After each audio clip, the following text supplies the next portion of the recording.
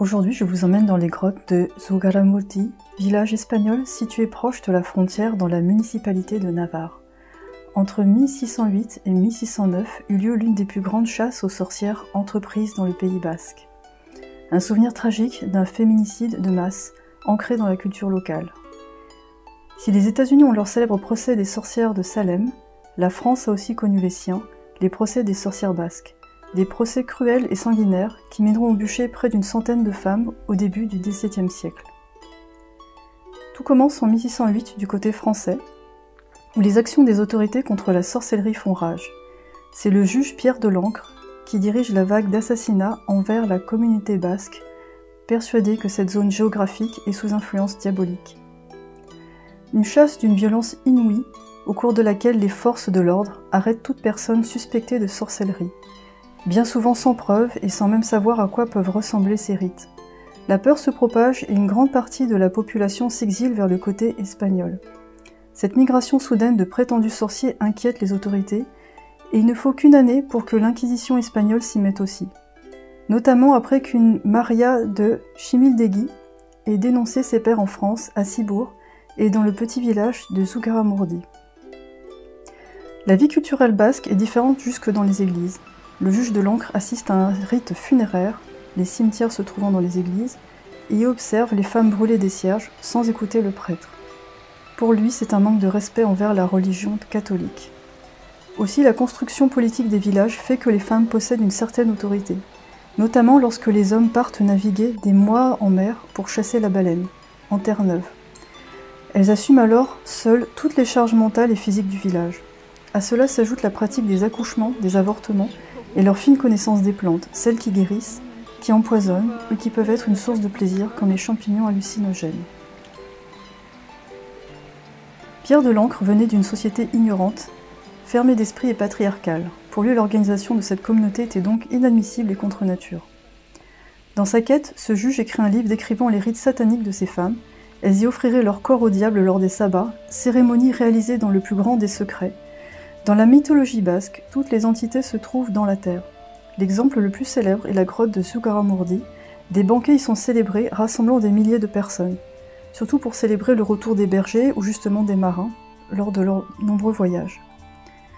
Le juge de Lancre y voit les cibles parfaites pour ses accusations de sorcellerie, puisque dans cette terre, les femmes auraient côtoyé le diable. Il faut savoir que certaines fêtes, les hommes...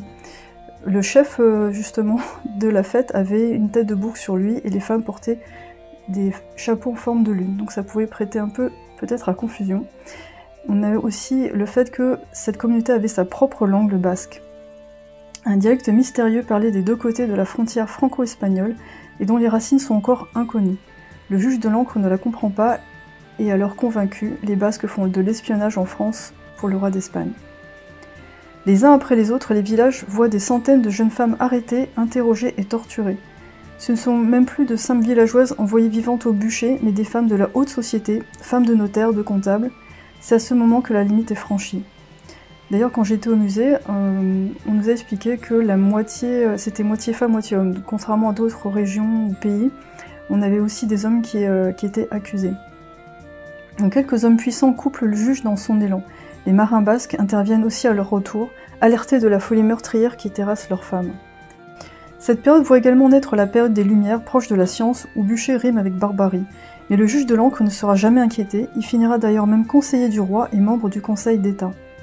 Ces procès auraient peut-être servi d'écran de fumée pour cacher les négociations politiques du roi pour sécuriser la frontière espagnole, et asservir une population trop libre à son goût.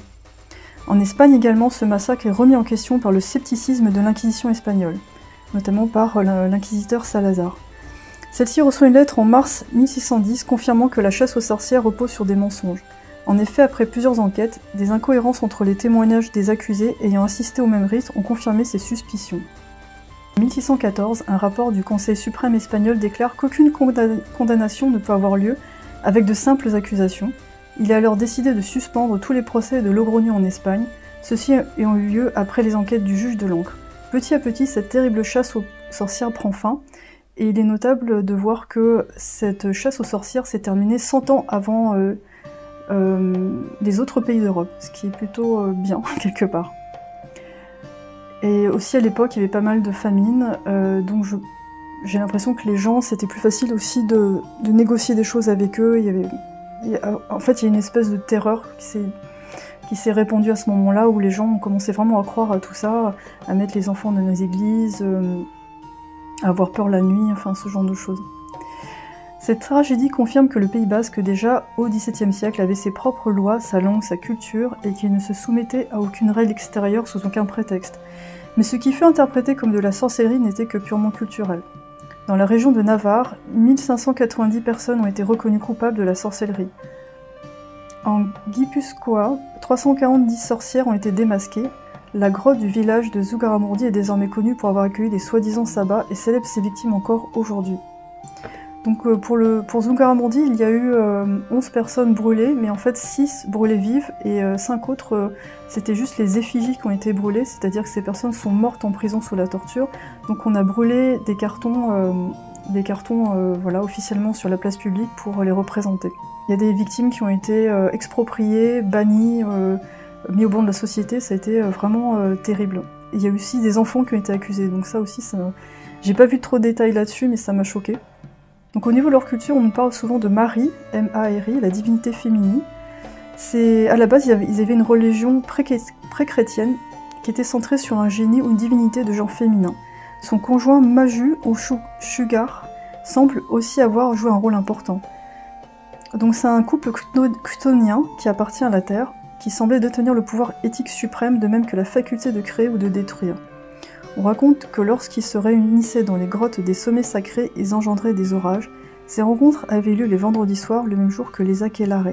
Donc les Aquelarre, en fait, c'est le pré du bouc, c'est le pré qui est en face des grottes de Zugarramurdi. Donc c'est là où ils se réunissaient justement pour fêter le retour des hommes, et c'est là où justement les membres de l'Inquisition pensaient qu'ils faisaient des sabbats sataniques. Donc voilà, là j'ai repris un peu un article que j'ai trouvé, je l'ai agrémenté de choses que j'ai lues aussi, donc toutes les sources sont dans la description de la vidéo si vous voulez en savoir plus sur cette période. Vous avez un film aussi espagnol qui s'appelle Aquelarre, qui, bon moi je l'ai pas vu, je pense que je pourrais pas le voir parce que c'est trop violent pour moi, rien que de fait de savoir ces informations ça me suffit. Vous avez aussi la série télévision Les Filles du Feu. Après, pour mon ressenti personnel des grottes, moi je trouve que l'endroit est vraiment très beau. Au niveau énergétique, c'est très puissant. On est vraiment dans les montagnes, on est dans un endroit très pur. Moi j'ai beaucoup aimé. Après, personnellement, je suis pas fan des grottes parce que je suis un petit peu claustrophobe. Donc même si vous voulez, la voûte, elle fait entre 12 et 26 mètres de haut, selon là où on est, je me sens quand même un peu écrasée. Donc c'est quand même un endroit visité, c'est pas très très grand non plus, hein, ça se fait assez rapidement. Donc à voir, vous, quel ressenti vous pourriez avoir là-dedans. En ce qui concerne mon expérience personnelle pour le Pays basque, j'ai habité 4 ans là-bas, et ma fille a été en Ikastola. Les Ikastola, ce sont les écoles basques en langue basque. Et franchement, les gens étaient très sympas. Moi, ce que j'ai bien aimé dans leur communauté, c'était... on sent qu'ils ont gardé des valeurs familiales d'entraide, en fait. Parce que sachant que ce sont des écoles qui ne sont pas publiques, il fallait trouver des financements, donc on faisait régulièrement des vides-greniers, des fêtes, tout ça, pour faire de l'argent. Et du coup, je trouvais que ça rassemblait pas mal les gens. Et j'ai bien aimé la mentalité, en fait, parce que je pense que ça vient de cette époque-là, en fait. Et en ce qui concerne la magie, ce que je trouve fou, c'est que finalement, avec cette époque-là charnière, on a tout perdu. C'est-à-dire à la fois les croyances païennes ou les croyances sur les plantes, et on a aussi perdu les croyances en la magie. Parce qu'à partir du moment où l'Inquisition espagnole a dit « bah non, la sorcellerie n'existe pas dans ce pays », ça veut dire que la magie non plus. Donc il y a eu vraiment un double effet par rapport à ces événements. Et disons que l'Inquisition, je pense que c'est pas qu'au Pays basque qu'ils ont bien fait leur boulot, c'est-à-dire je pense que marquer tellement les événements et les gens qu'ils ont plus trop envie de se connecter à ça, ou alors ils adoptent des nouvelles croyances. Mais en tout cas, de toute façon, on a un retour par rapport à tout ça actuellement, et ce que je me dis, c'est que peut-être c'est intéressant pour nous de nous reconnecter directement, de canaliser directement la source, pour finalement récupérer un contact par rapport à la nature, aux élémentaux. Pour les divinités, j'imagine que ça va être vraiment personnel. Je trouve ça difficile à vérifier, mais finalement tout ce qu'on peut faire actuellement, c'est actualiser ses connaissances avec notre expérience personnelle.